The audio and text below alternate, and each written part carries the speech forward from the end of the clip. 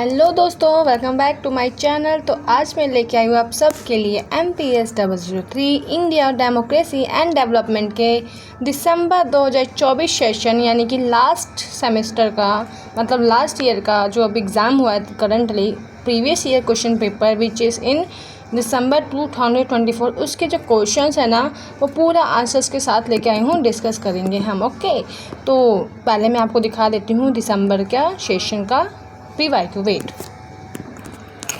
तो ये देखिए, ये है दिसंबर 2024 सेशन का PYQ MPS 003 का। ओके, जिसमें आप फर्स्ट क्वेश्चन देखिए, ये इंग्लिश मीडियम है। ओके, इंग्लिश मीडियम में फर्स्ट क्वेश्चन देखिए है critically analyse the evolution of socialist thinking in the national movement. And यही क्वेश्चन जो है आप हिंदी में देखें, हिंदी में पूछा गया है कि भारतीय राष्ट्रीय आंदोलन में समाजवादी चिंतन के विकास का आलोचनात्मक विश्लेषण कीजिए। ठीक है।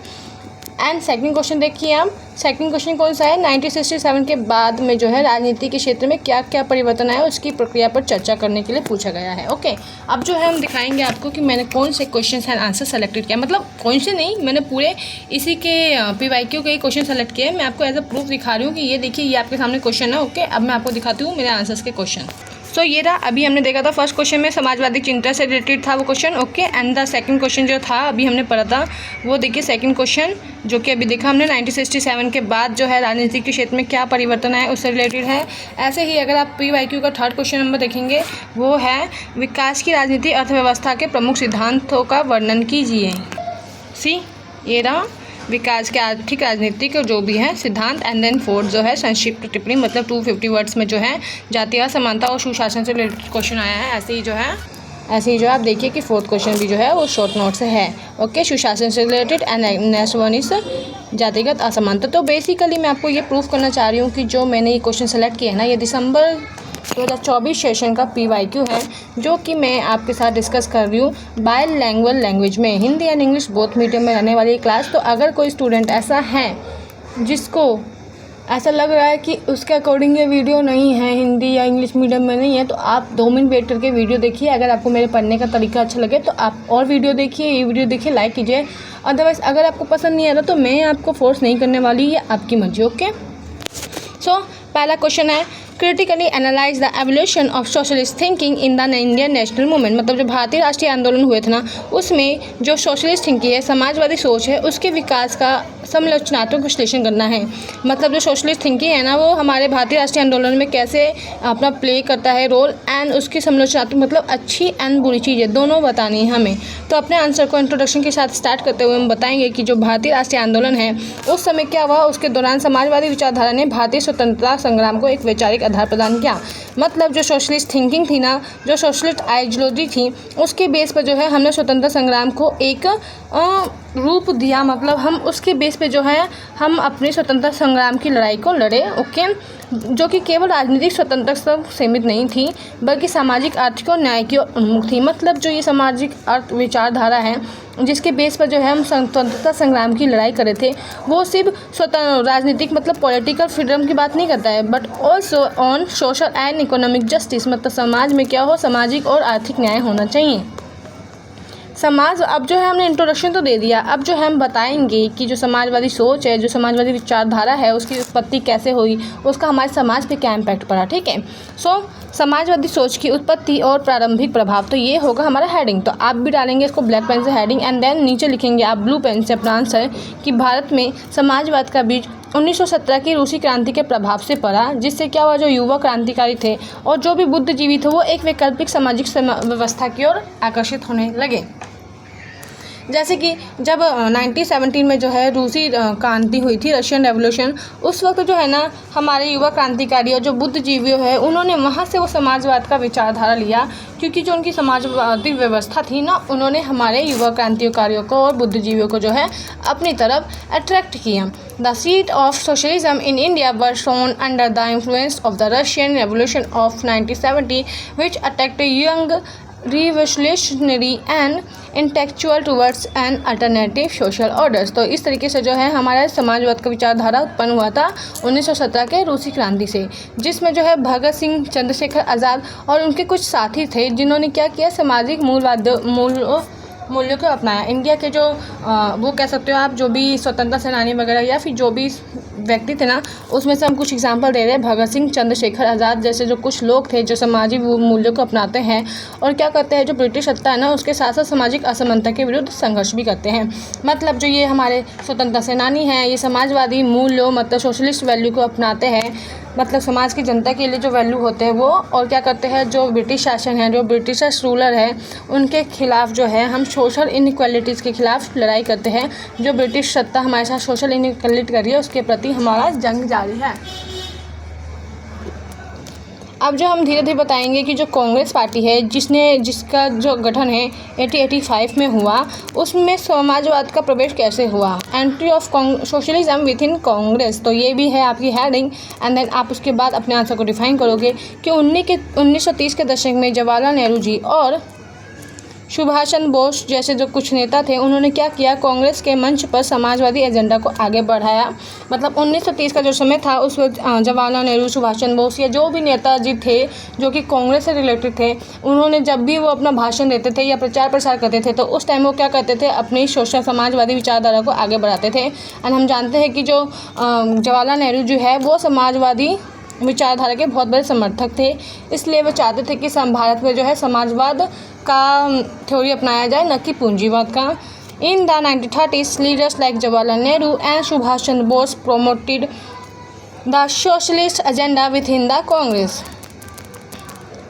कांग्रेस सोशलिस्ट जो पार्टी थी 94 की स्थापना की, मतलब जब कांग्रेस का विभाजन हो गया था दो पार्टी में, नरम दल और गरम दल, तो जो कांग्रेस सोशलिस्ट पार्टी थी ना, जिसकी 1930 में स्थापना की थी जेपी नारायण ने, जयप्रकाश नारायण जी ने, आचार्य नरेंद्र देव जी और डॉक्टर राम मनोहर लोहिया ने, जिन्होंने किसके लिए ये पार्टी गठित की, किसानों के लिए, मजदूरों के लिए और वो वंचित वर्ग जो कि किसी कारण से हाशिए पर रह गए थे, चाहे वो गरीब थे या फिर वो संख्या में अल्पसंख्यक थे, तो उनकी वर्गों की आवाज़ उठाने के लिए जो है जेपी नरेंद्र देव जी और राम मनोहर लोहिया जी क्या करते हैं, कांग्रेस सोशलिस्ट पार्टी की स्थापना करते हैं 1934 में। ओके, ना कि कांग्रेस का विभाजन होता है। ये यहाँ पे थोड़ा सा मिस्टेक था, कांग्रेस का विभाजन नहीं होता बल्कि ये लोग जो है एक नई पार्टी का गठन करते हैं। Okay, my fault.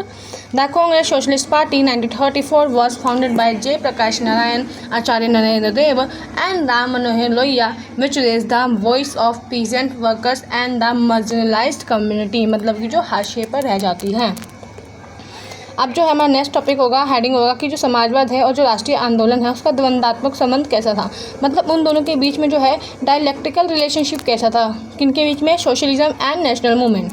तो अब हम बताएंगे कि जो समाजवादी सोच है उसने आंदोलन को एक वर्ग की चेतना दी, जिसने क्या किया, आज़ादी के बाद की नीतियों को जैसे कि योजना, भूमि सरोधार, सार्वजनिक नीतियों को आकार दिया। हालांकि कांग्रेस नेतृत्व में कभी पूर्ण स्वराजवाद को स्वीकार नहीं किया और गांधीवादी विचारधारा के साथ इसका संतुलन साधा गया। सो बेसिकली ये जो समाजवादी आंदोलन है, विचारधारा है, उसके थ्रू क्या किया हमने, जो हमारे राष्ट्रीय आंदोलन है उसको जो है हमने एक नींव दिया। आज़ादी के बाद भी जो है हम समाजवादी नीतियों को अपनाते रहे। किस तरीके से योजना आयोग में बनाया, जो हमने भूमि सुधार किया या फिर जो भी सार्वजनिक क्षेत्र से जिससे उनसे रिलेटेड जो भी नीतियाँ बनी, तो उसमें हमने क्या किया, समाजवाद को अपनाया है। लेकिन जो कांग्रेस थे उन्होंने कभी भी पूर्ण समाजवाद को स्वीकार नहीं किया। वो क्या करते थे, वो समाजवाद और गांधीवादी विचारधारा के बैलेंस को लेकर चलते थे। Socialist thinking give the movement a class consciousness which later shaped policy such as the planning commission, land reform and the public sector after independence. However, the Congress leadership never fully embraced socialism, मतलब उन्होंने कभी भी पूर्ण रूप से जो है socialism को नहीं अपनाया, बल्कि वो एक बैलेंस बनाकर चलते थे, मेंटेन करके चलते थे गांधी जी की आइडियोलॉजी एंड सोशलिज्म आइडियोलॉजी के बीच। अब जो है हमसे क्वेश्चन बोला गया था कि हमें जो है इसका समालोचनात्मक अध्ययन करना है, मतलब हमें उन्हें क्रिटिसाइज़ करना है। तो अब हम जो है समालोचना मतलब उसकी आलोचना और अच्छी चीज़ें बजाएंगे।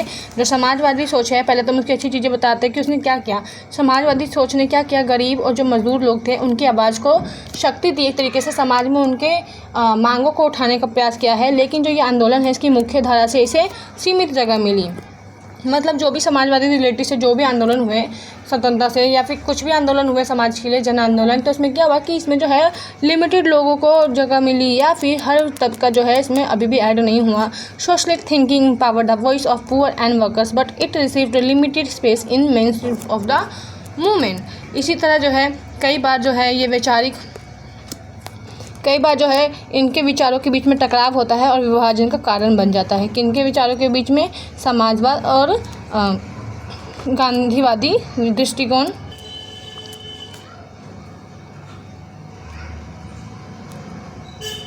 एक मिनट, सॉरी। जिससे क्या होता है कि विभाजन जैसी स्थिति बन जाती है, मतलब बंटवारे जैसी स्थिति बन जाती है। विशेषकर सुभाष चंद्र बोस और नेहरू जी के बीच में जब मतभेद हुए थे इन वैचारिक टकराव को लेकर। At the time it cause ideological clashes and divisions, specially in the differences between Subhash Chandra Bose and the Nehru.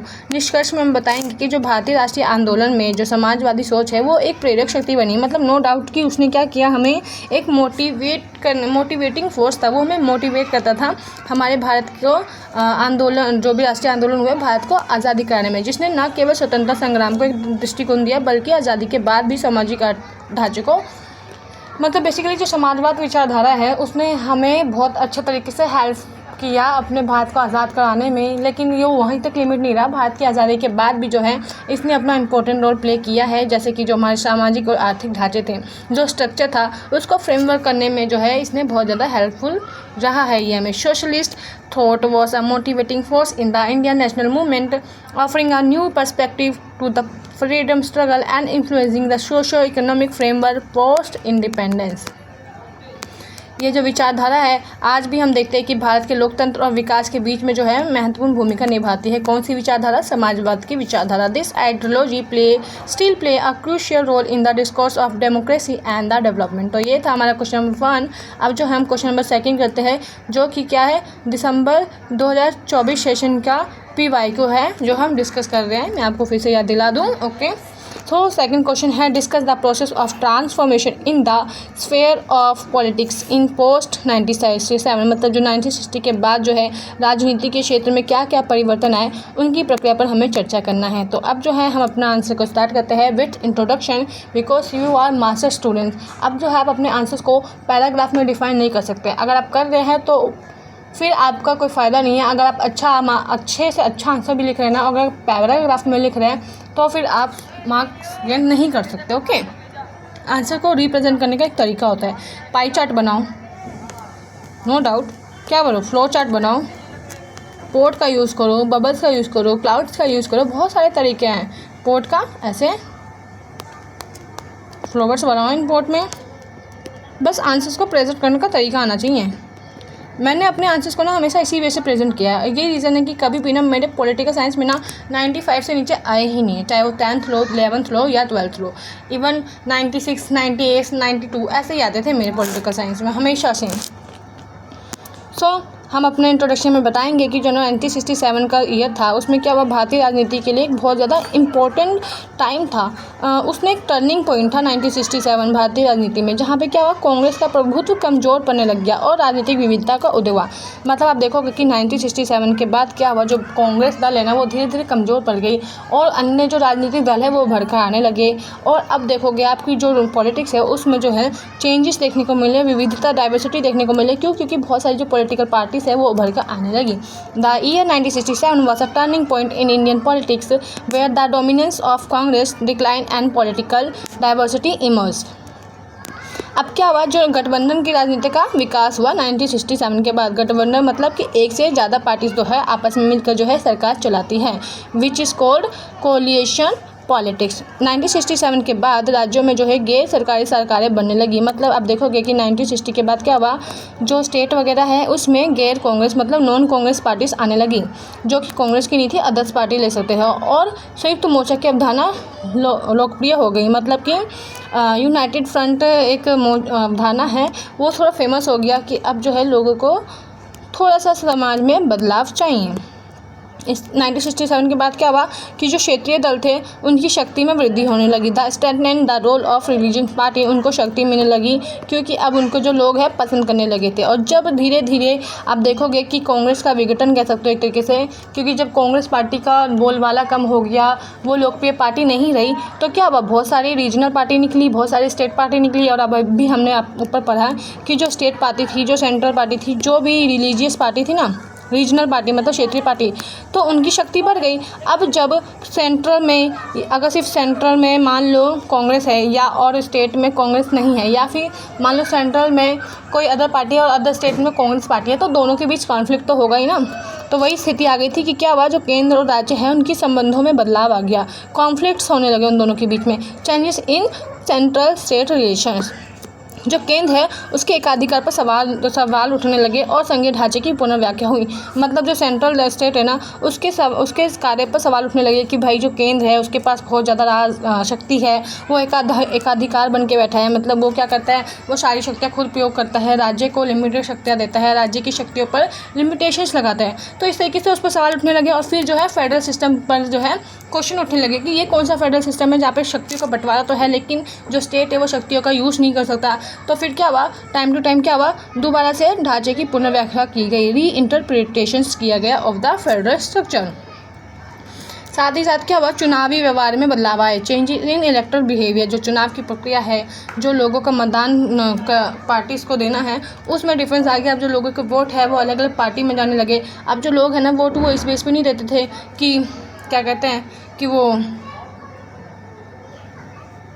बस नाम मात्र का वोट देते, नहीं, अब जो है लोग वैलिड रीजंस को लेकर वोट देते थे। एक तो ये था कि लोग अपनी जाति के लोगों को वोट देना पसंद करते थे कि भाई अगर ये हमारी जाति का व्यक्ति जीत जाता है तो हमारे लिए अच्छा कार्य करेगा, हमारे हित में कार्य करेगा। दूसरा क्या होता है कि हम रिलीजियस, मतलब ये देखते हैं कि हमारा जो रिलीजियस हमारा जो एरिया है इसमें कौन से धर्म के ज़्यादा व्यक्ति है, अगर उस धर्म का नेता खड़ा हो रहा है तो हम उसी को कंफर्म वोट देते हैं। या फिर हम क्या करते हैं कि जो हमारे नॉर्मल लोकल इश्यूज़ होते हैं, लाइक पानी का इशू है, वोट बिजली का इशू है, तो हम उन मुद्दों को ध्यान में रखकर क्या वोट करने लगे। हमारे जो चुनावी व्यवहार है वो चेंज हो गए। Voters begin casting voters based on caste, religious identities and local issues. अब जो हम कंक्लूजन में बताएंगे कि 1967 के बाद क्या हुआ, राजनीति ने भारतीय लोकतंत्र को बहुत ज़्यादा प्रतिष्ठात्मक और विविधतापूर्ण बनाया। कैसे, आप देखोगे कि जब 1960 के बाद कांग्रेस पार्टी की जड़ें कमज़ोर होने लगी, अन्य क्षेत्रीय दल उभरने लगे और फिर केंद्र और राज्यों की शक्तियों के बीच में बंटवारे को लेकर या फिर कॉन्फ्लिक्ट्स आने लगे, तो धीरे धीरे क्या हुआ, बहुत सारे रूल्स चेंज हुए और टाइम टू टाइम जो है लोग जो है अवेयर होने लगे। तो उससे क्या हुआ, जो हमारा लोकतंत्र है वो प्रतिस्पर्धी मतलब कॉम्पिटिटिव बन गया। क्यों? क्योंकि उसमें और भी रीजनल पार्टीज आने लगी, पार्टिसिपेशन करने लगी। जो मार्जिनलाइज्ड कम्युनिटी थे, हाशिए पे जो कम्युनिटी थे, महिला, किसान, मजदूर, सब जो है वोट देने लगे, धीरे धीरे अवेयर होने लगे और विविधतापूर्ण बनाया गया है। मतलब अलग अलग रिलीजियस के लोग भी जो है इसमें अपना वो करते हैं participation. So next question is question number 3, which is describe the main theories of the political economy of development. में जो विकास की राजनीतिक अर्थव्यवस्था है उसके प्रमुख सिद्धांतों का वर्णन करना है। ओके, दिसंबर 2024। तो अब जो है हम अपने आंसर को इंट्रोडक्शन के साथ स्टार्ट करेंगे।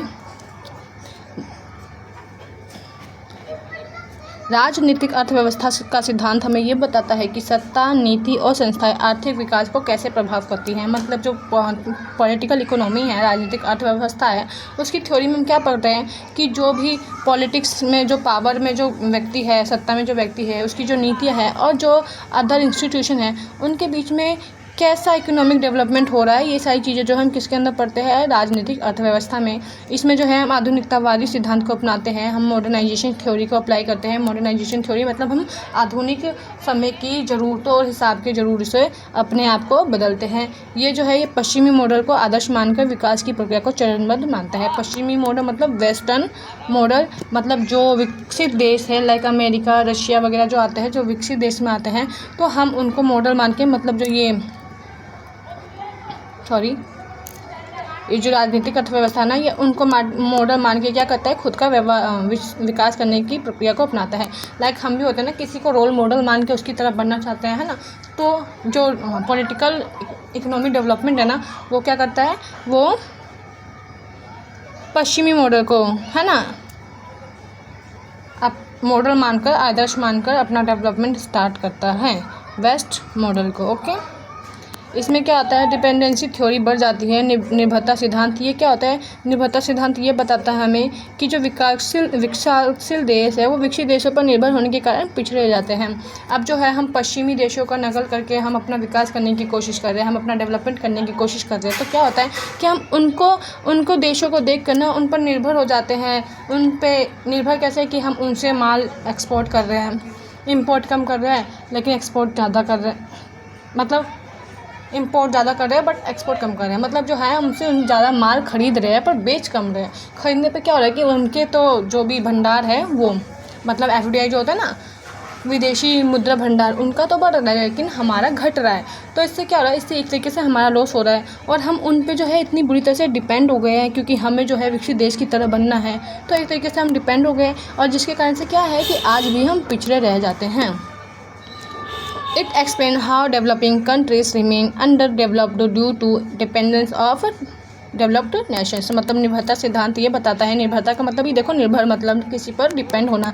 तो निर्भरता सिद्धांत हमें ये बताता है कि जो विकासशील देश हैं वो क्या करते हैं, वो विकसित देशों को देखकर या उनके कार्यों पर या उनकी जो चीज़ वगैरह है उन पर डिपेंड होकर क्या करते हैं, अपने आप को पिछड़ा रख लेते हैं, आगे नहीं बढ़ पाते हैं। इसी तरह जो नेक्स्ट वर्ल्ड सिस्टम थ्योरी है, जो कि विश्व प्रणाली थ्योरी है, उसका क्या मतलब है कि जो एक वैश्विक पूंजीकरण को परिधि से बांटकर विकास की असमानता को केंद्र परिधि क्या होता है, पहले आपको केंद्र परिधि बताती हूँ, ठीक है। This is 2 circle, okay.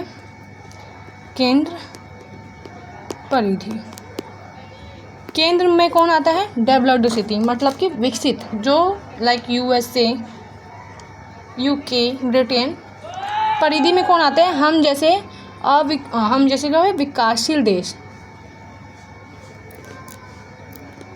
ठीक है। ये परिधि में आया, दिस इज केंद्र, दिस इज परिधि, एंड ये जो मिडल पार्ट बचा है इसमें कौन है, अविकसित।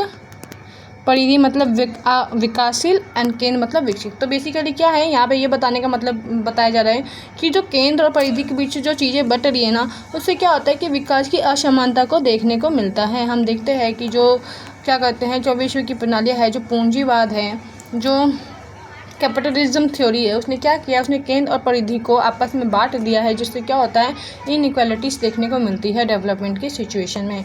So it divides global capitalism into core and periphery, highlights inequality in development. इसका जो निष्कर्ष है, निष्कर्ष में हम बताएंगे कि जो राजनीतिक अर्थव्यवस्था है उसके सिद्धांत में विकास को केवल आर्थिक प्रक्रिया नहीं मानते, बल्कि क्या मानते हैं हम कि ये समाज का विकास करे और राजनीतिक संदर्भों का भी विकास करें। मतलब राजनीति में लोगों की पहुँच हो, भागीदारी बढ़े, आर्थिक प्रक्रिया तो हो, आर्थिक डेवलपमेंट तो हो, लेकिन साथ ही साथ जो है राजनीतिक और सामाजिक डेवलपमेंट भी होना चाहिए।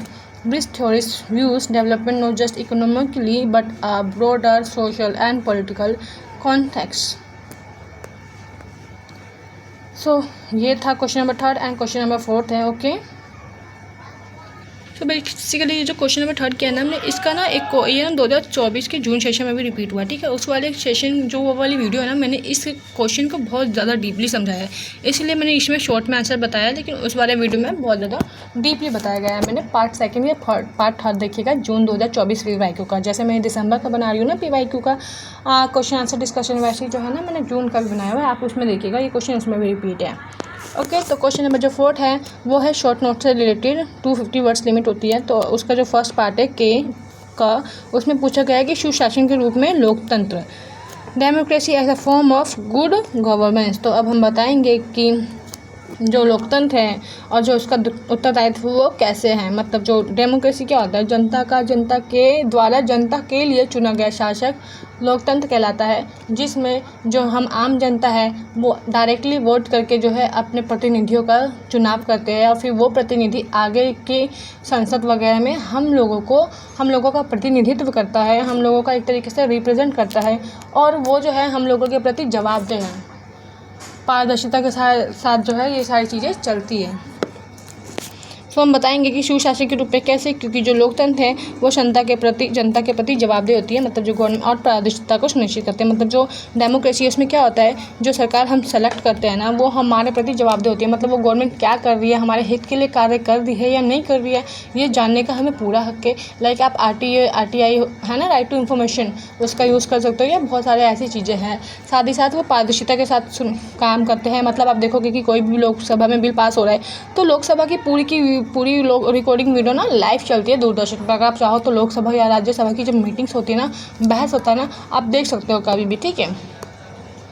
तो इस वजह से जो है हमारा जो लोकतंत्र है वो सुशासन कहलाता है। सुशासन मतलब गुड गवर्नेंस, मतलब अच्छी सरकार।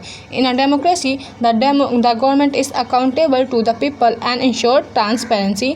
साथ ही साथ क्या होता है, जन भागीदारी होती है और न्याय मिलता है। कैसे कि जो जन भागीदारी हम कैसे, मतलब जो पहली बात तो जो सरकार चुनी जा रही है उसमें हम अपनी भागीदारी निभा रहे हैं। जन मतलब लोग, भागीदारी मतलब पार्टिसिपेशन करना। तो ऑफकोर्स हम लोग डायरेक्टली तो सेलेक्ट कर रहे हैं ना उनको, तो इस तरीके से हमारी जन भागीदारी तो हो रही है। और न्याय की जो गवर्नमेंट हमने चूज़ किया है ना वो आगे हमारा ही प्रतिनिधित्व करेगी लोकसभा में। तो क्या होगा, हमारी बातें गवर्नमेंट तक पहुंच रही है और हमें ये राइट्स भी मिलते हैं लोकतंत्र में। हमारे पास क्या है, लोकतंत्र में हमारे पास मौलिक अधिकार भी है और काफ़ी सारे अधिकार हैं जिसके तहत क्या होता है, हमें न्याय मिलता है। कुछ जो अल्पसंख्यक हैं, जो हाशिए पे समुदाय है, पिछड़े रह गए, तो उनके लिए रिजर्वेशन जैसी व्यवस्था की गई है ताकि उनको भी राइट्स मिले, जस्टिस मिले, उनको भी अवसर की समानता मिले। तो इस तरीके से जो लोकतंत्र है ना उसमें हमारी लोगों की भागीदारी तो होती है, साथ में जो है हमें न्याय भी मिलता है और हमारे पास राइट्स है कि अगर हमारे साथ कुछ बुरा हो रहा है तो हम उसके प्रति आगे केस लड़ सकते हैं। लोकतंत्र में क्या होता है, नीति निर्माण में जो है नागरिकों की भागीदारी होती है जिससे न्याय सुनिश्चित होता है। मैंने बताया कि जो है हम गवर्नमेंट को डायरेक्टली सेलेक्ट करते हैं, फिर वो जो गवर्नमेंट है वो लोकसभा में हमारा प्रतिनिधित्व करती है। लोकसभा में क्या होता है, कानून बनते हैं, विधेयक पास होता है। तो उस तरीके से क्या हुआ, हमारी भागीदारी हो रही ना, डायरेक्टली या indirectly. Democracy involve citizen in policy making, ensuring justice and inclusion. मतलब वो डेमोक्रेसी क्या मेंटेन करता है कि जस्टिस हो और इंक्लूजन हो हम लोगों का। साथ ही जो ये शासन है वो स्टेबिलिटी का शासन होता है और विधि का शासन होता है। विधि का शासन मतलब जो हमारा लोकतंत्र है वो ऐसे किसी एक व्यक्ति के कहने के अकॉर्डिंग नहीं चल रहा है। हमारे पास एक किताब है, एक संविधान है, कॉन्स्टिट्यूशन है, उसके अकॉर्डिंग जो है हमारा संविधान, हमारा जो लोकतंत्र है वो चल रहा है। और लोकतंत्र कानूनी व्यवस्था को बनाने के लिए सुशासन की रीढ़ है। मतलब जो डेमोक्रेसी है वो जो है लॉ मेंटेन करने के लिए क्या है, एक बैकबोन का काम करती है। It upholds legal order which is the backbone of good governance. And fourth question का जो है ये सेकंड पार्ट है, विच इज़ जातिगत असमानताओं की प्रकृति बताइए भारत में। तो ये जो क्वेश्चन है ना आप देखिएगा जून 2024 के PYQ में भी है, सेम एज इट इज़, लेकिन यहाँ पे जो है ना आपको 10 मार्क्स में मिला है शॉर्ट नोट में, लेकिन वहाँ पे लॉन्ग क्वेश्चन है 20 मार्क्स में। तो यहाँ पे तो मैंने आपको 10 मार्क्स के लेवल से ये आंसर करवाया, लेकिन वहाँ पे मैंने 20 मार्क्स के लेवल से करवाया है। की पॉइंट्स बनाए हैं, की पॉइंट्स को हाईलाइट किया है, एंड देन उनके पास उन की पॉइंट्स को अच्छे से डिफाइन किया है, समझाया है। तो आप वो वीडियो देखोगे ना आपको पता लग जाएगा, क्योंकि जून और दिसंबर का तो सेशन का PYQ आपको देख के जाना चाहिए और ऑफकोर्स सारे बच्चे PYQ देखते हैं। अब अगर आपको PYQ के साथ सॉल्व आंसर मिल रहा है तो ये तो आपके लिए बहुत अच्छी बात है। अगर आपको लग रहा है कि आपको पास होना अच्छे मार्क्स होते हैं तो आप वो वीडियोस भी देख लीजिएगा। हो सकेगा तो मैं इसके डिस्क्रिप्शन या फिर कमेंट बॉक्स में डाल दूँगी, अदरवाइज़ आप मेरा चैनल विजिट करोगे तो आपको वैसे भी मिल जाएगा। ओके, तो सेकंड पार्ट हम करते हैं कि भारत में जो जातिगत असमानता है वो क्या है। ऐतिहासिक और संरचनात्मक असमानता, मतलब जो है हम असमानता का थोड़ा सा बैकग्राउंड पढ़ेंगे कि ये ऐसा तो है नहीं कि जातिगत असमानता है वो आज के ज़माने में निकले या अभी जन्मी है, नहीं, इसका हिस्टोरिकल बैकग्राउंड रहा है। हम वो बताएंगे कि जो जातिगत व्यवस्था है वो समाज में क्या करता है, ऊंच नीच और अवसरों की असमानता को जन्म देता है। और ये जातिगत असमानता कब से देखने को मिलती है, ब्रिटिशर्स के टाइम में औपनिवेशिक शासन में।